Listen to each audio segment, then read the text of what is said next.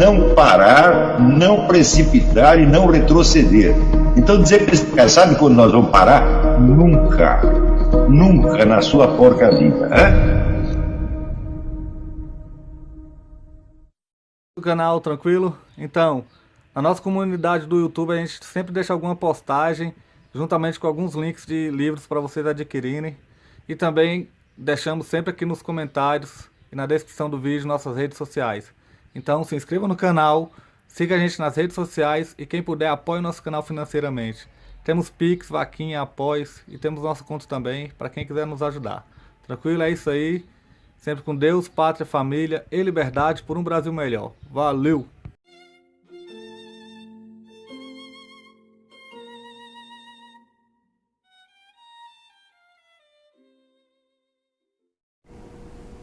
Bruno Pimentel e Silva pergunta: os comunistas também no Brasil têm uma técnica chamada de entrismo, que consiste em inocular indivíduos em dado grupo para corrompê-los. Podemos usar o entrismo contra eles, não no sentido de cooptar seus quadros, mas sim de implodir suas facções?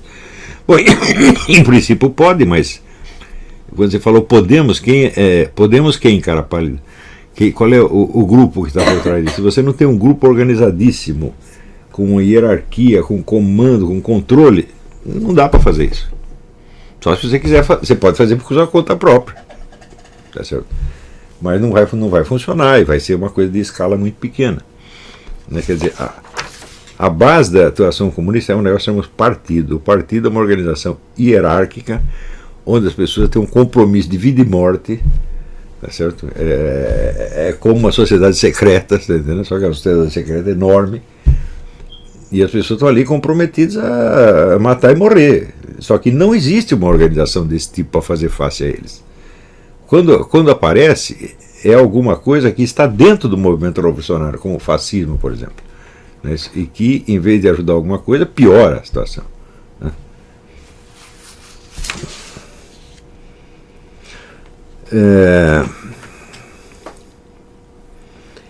Miguel Soriano: o senhor poderia me recomendar alguns romances psicológicos do cunho de Anna Karenina?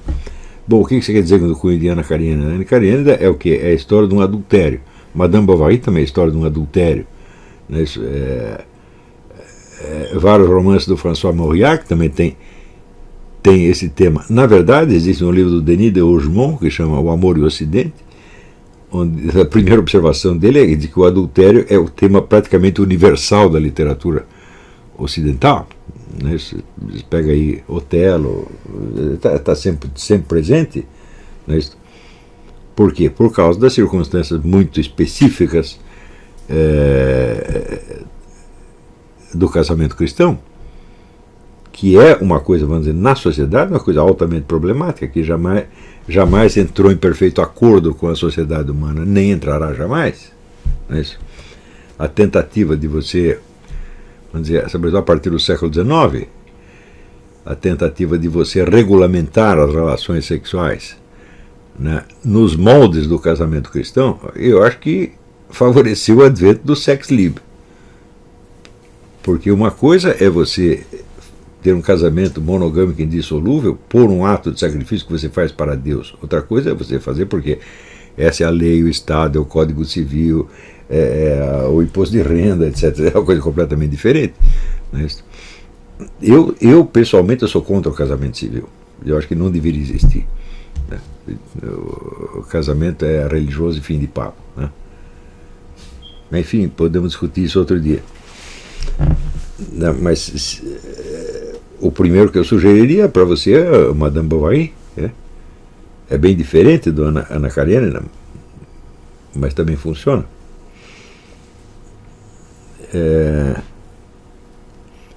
Luigi Amêndola pergunta: o senhor poderia falar sobre a influência do idealismo burguês na ciência jurídica? Nossa senhora, isso é um negócio que não acaba mais, porque é só pensamento jurídico. No Brasil, então, é pensamento burguês do começo até o fim, né? É tudo na base assim da doutrina abstrata, né? E sem a menor noção do que seja a praxis, exceto o direito marxista propriamente dito. Mas o direito marxista brasileiro é muito tosco, né? Esse negócio de direito alternativo, direito achado na rua, direito achado na privada, esses caras são absolutamente ridículos, né? Na verdade, o único jurista marxista grande foi o russo chamado Pakhanin, que foi um dos grandes criadores das leis soviéticas. Mas mesmo ali, você vê, é um tipo de marxismo que já está superado, já não é o marxismo de hoje, né?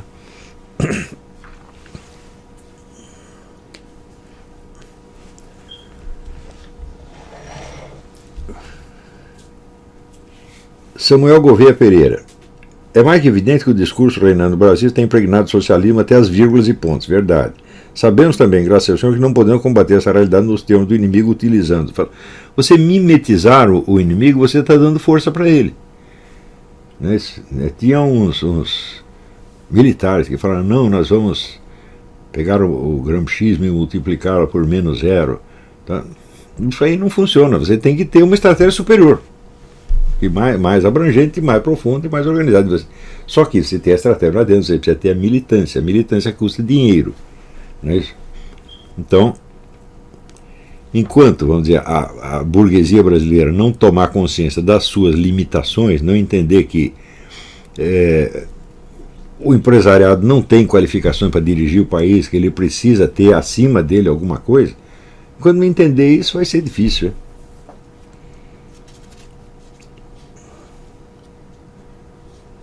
Érico pergunta: quando o senhor comentou na última aula o exemplo da união de coletivismo e individualismo, lembrei-me de uma tese criada por mim mesmo, talvez por adubo, em que procura afirmar que a ideia da liberdade e igualdade e individualismo em si não contradizem o socialismo, porque se apresenta a ideia de totalidade. Então, muito bem, mas você vê, aqui você está falando do plano puramente doutrinal, você está discutindo puros conceitos. Né? Então, se você pegar, por exemplo, o melhor livro do Mangabeira Unger, que é Conhecimento e Política, ele trata o desenvolvimento da teoria liberal como se fosse o desenvolvimento histórico do capitalismo real. Mas isso é um erro tão primário, tão bocó, mas no Brasil isso é normal, as pessoas falam só do plano doutrinal, conceptual e tal, e acham que estão falando da realidade. Quando entre todo e qualquer conceito abstrato e a sua realidade empírica, por assim dizer, existe sempre uma área de tensão. Quer dizer que as coisas jamais correspondem totalmente aos nossos conceitos, por quê? As coisas não podem ser somente essências. O conceito é a expressão de uma essência. O que é uma essência? É aquilo que uma coisa é e que ela não pode deixar de ser, porque senão ela seria outra coisa. Tá certo? Você pode ter um objeto composto só de essência? Não, você precisa de propriedades e acidentes. Tá certo? Então aí o negócio já complica. Então, para mim é o seguinte, esse estudo, se quiser fazer um estudo direito, você tem que começar, vamos dizer, com o conceito, então você tem a essência. Em seguida você tem que discutir as condições de existência. Quer dizer, dado um objeto definido desta maneira, que condições são necessárias para que esse objeto possa existir real e efetivamente em tal ou qual contexto espaço-temporal, histórico, social, etc, etc, etc. Feita esta lista, daí você faz a pergunta seguinte: em tal e qual situação, quais dessas condições se cumprem? No caso dela se cumprir, então está explicado por que o objeto existe ali. E se as condições se cumprem, mas o objeto não existe, então você tem que fazer uma outra pergunta: qual foi a causa acidental que não permitiu que este objeto, embora seja compatível com as condições existentes, viesse a existir? Se você não segue esse percurso, e note bem, eu tenho a pretensão de jamais ter usado conceito nenhum sem ter feito esse trabalho. Eu me lembro que esta mesma técnica que eu estou falando aqui para vocês, eu ensinava 20 anos atrás. Nos cursos do Rio de Janeiro falava muito disso: a essência, as condições de existência. Terceiro, a existência das condições, não é isso? E quarto, a situação específica. Sem isso, você está falando de meros conceitos. Na prática, você pensar, bom, o conceito de igualdade é compatível com o conceito de liberdade? Não, pode ser ou pode não ser, no campo conceitual, dependendo de como você os defina. Tá certo? Bom, e na realidade histórica? Bom, na realidade histórica você precisa fazer essas perguntas: quais são as condições reais para que exista uma liberdade definida dessa maneira? Vamos supor que você defina a liberdade no sentido mais a igualdade no sentido mais simples, que é a igualdade perante a lei, que não é uma igualdade geral. Tá certo? Quais são as condições para que exista a igualdade perante a lei? Então, a primeira condição é que exista meios de a própria justiça contrabalançar as diferenças de poder existentes entre as várias partes. E, em seguida, que exista meio de controlar a justiça para que ela própria não se transforme no instrumento da desigualdade. Se você pensar bem, um juiz de direito é um homem enormemente poderoso. Não é isso? E, além disso, objetivamente, existe o corporativismo dos juízes. Se protegem uns aos outros como se fossem irmãozinhos. Não é isso? Em terceiro lugar, existem todas as associações extrajurídicas. Por exemplo, os juízes todos pertencem ao mesmo partido, ou pertencem à mesma igreja, ou pertencem à mesma loja maçônica. Tudo isso aí aumenta o poder da classe judiciária, né? E se torna ele próprio um instrumento de desigualdade. Quer dizer, onde existiu mais desigualdade do que no regime socialista. Né? Então,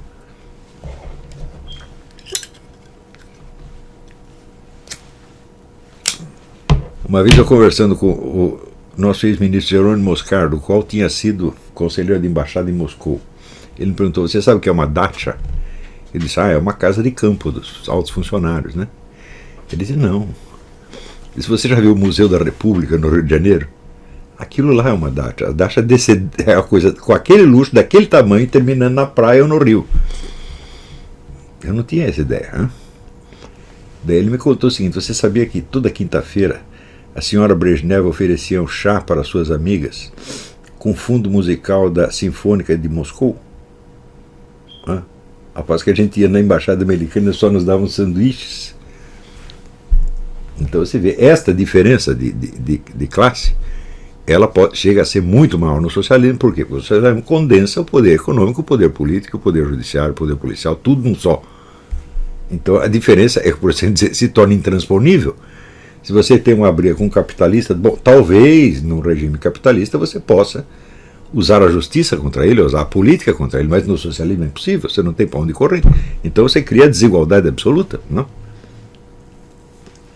Então, só você vê que os conceitos abstratos de igualdade, liberdade, etc, bom, eles querem dizer alguma coisa, sim, desde que você complete o serviço, descendo, vamos dizer, da pura discussão conceitual, que é o vício brasileiro e é o vício jurídico por excelência.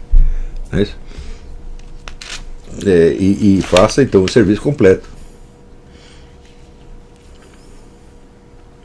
Douglas Pelegatti: qual a relevância da Igreja hoje, com expoentes como o Papa Francisco, na luta contra o comunismo e a mentalidade revolucionária? É correto dizer que a busca da santificação é um meio mais eficaz para o indivíduo a proteger da mentalidade revolucionária? Não. Isso aí não basta de maneira alguma, mesmo porque, vamos dizer, a luta pela santidade não depende de você, meu filho. Deus escolhe os santos do jeito que ele quiser. Se ele quiser pegar um mafioso e transformar num santo, ele faz. E se tem outro jeito, fica rezando o dia inteiro, ele diz: não, vengo aqui, não tu não, mas por quê? Por que não? Isso depende de Deus, tá certo? Nós não buscamos a santidade, nós buscamos a nossa salvação. Algum elementozinho de santidade vai ter, tá certo? Mas, como se diz, é o mínimo obrigatório, tá certo? Em segundo lugar, a intercessão de um santo pode ser uma coisa muitíssimo poderosa, tá certo? Mas, enquanto você não se santifica, o que nós fazemos? Nós ficamos esperando lá, que o Douglas Pelegatti vai ser santo, ele sobe lá, reza por nós. Não dá, precisa ter uma atuação no campo histórico-cultural. E nesta atuação você pode se santificar como tantos se santificaram. Você tem toda a parte de santos poloneses, santos húngaros, santos russos, que se santificaram justamente no martírio, né? Enfrentando um inimigo muito mais poderoso e às vezes até vencendo. Então, eu acho que existem muitos campos de atividade em que a gente pode lutar contra isso, mas também lutar contra a mentalidade revolucionária. Hoje em dia já não é mais só lutar contra o comunismo no sentido formal e inicial da coisa, Eu acabei de explicar, vamos dizer, a amplitude que o marxismo alcançou é uma coisa monstruosa. Não é isso? Então, também existem elementos revolucionários, vamos dizer, na própria dialética interna do capitalismo, tá certo? Que às vezes são mais revolucionários e mais totalitários do que o próprio comunismo. A ideia, por exemplo, de você... Esse é o grande plano de várias empresas. Você vai acoplar cérebros humanos aos computadores, de modo a torná-los hiperinteligentes. Então você terá dois tipos de pessoas. Você terá a multidão dos idiotas, que serão manipulados pelos hiperinteligentes, e os hiperinteligentes, por sua vez, estarão todos conectados a uma central que os comandará. Os criadores disso, eles dizem claramente, isto é o fim do Homo sapiens. Eu vou escrever sobre isso. Então falou, olha, extinguir o Homo sapiens e criar outro tipo de coisa, Stalin nunca pensou nisso, Mao Tse Tung nunca pensou. Isso ultrapassa já, tá certo? Então, vamos dizer, a praxis vai mudando a situação de tal maneira, né, que a própria distinção entre capitalismo e socialismo vai sendo mesclada, vai sendo misturada, o que não quer dizer que não exista direita e esquerda, porque a direita e esquerda depende da sua autodefinição, e isso continua existindo, como sempre existiu. Ou seja, só que os conteúdos, hoje em dia, você pode dizer que a direita é mais o nacionalismo mundial, e a esquerda é mais o globalismo. Então, nesse sentido, a esquerda, o que nós chamamos usualmente de esquerda, está maciçamente do lado do globalismo, portanto está do lado da classe dominante. E o outro lado está do lado do povão. A direita está do lado do povão e a esquerda está do lado da elite. A história é assim, meu filho. As coisas tomam direções completamente paradoxais e nós temos que estar preparados para isso. Então, temos que... assim, eu acho que a mentalidade doutrinal tem que ser extirpada da cabeça humana, né? Sobretudo a cabeça de vocês. Quiser raciocinar em termos só de conceitos abstratos, assim, em termos de dever ser, em termos de sociedade ideal, é tudo uma besteira. Se você pegar, por exemplo, a posição católica perante capitalismo, socialismo, etc., etc., tudo que está ali está certo, só que é o seguinte: o livre mercado deve ter as suas limitações, porque senão você entra no consumismo geral, etc, etc. Muito bonito, isso está certo isso, só que isso é um moralismo abstrato, porque de quem vai limitar, né, a força do mercado? E quem vai limitar? O Estado, porque se você atribui ao Estado isso, você caiu no socialismo, né? Mais dia, menos dia. É isso que você quer? Ah, não, não é. Então quem vai limitar? Eu digo, bom, a minha ideia é esta. É a própria igreja como força cultural, ela tem que ser o limite, tanto do Estado quanto do mercado, sem ela interferir diretamente nem no mercado nem no Estado. Ou seja, além de mercado e Estado, você tem que ter uma terceira força, que é a cultura, a moral dominante, etc, etc. Ou seja, as próprias pessoas, é a formação da alma das pessoas que vai determinar isso aí. Então, tal ou qual exagero no poder do mercado, tal ou qual exagero no poder do Estado, será detido não porque você vai fazer uma lei contra isso, mas simplesmente porque a população não aceita. E então, quando a igreja propõe políticas sociais para limitar essas coisas, ela está atribuindo, às vezes, ao Estado uma função que é dela. Está entendendo? É por isso que assim, eu não sou um entusiasta da doutrina social da igreja, porque a doutrina está certa, só que ela está querendo que o Estado ou o mercado façam coisa que ela mesma tem que fazer. Se ela tiver hegemonia cultural, pronto, o Estado e o mercado estão limitados e vão se manter dentro desses limites. Por quê? Porque não vão conseguir vencer a população. Agora, se a própria opinião pública se torna mercadoria e ela se integra no mercado, então acontece o processo que eu já expliquei antes. E é isso que a igreja não pode deixar fazer. Ela tem que dizer, olha, as nossas ideias, a nossa fé, não está disputando no mercado. Nós não disputamos no mercado, meu filho. Se dizer isso é uma ofensa brutal. Nós não estamos aqui vendendo as nossas ideias. Nós estamos dando as ideias de presente e estamos morrendo para dar isso para você. Você vai chamar isso de mercado? Então, vamos dizer, a introdução e fortalecimento de critérios que são externos ao mercado e ao Estado são absolutamente necessários, mas você vê que há um século a discussão é essa, mercado versus Estado. Eu digo, não existe mais nada além disso. Se não existir, o Estado, no fim das contas, vai ganhar. Sempre.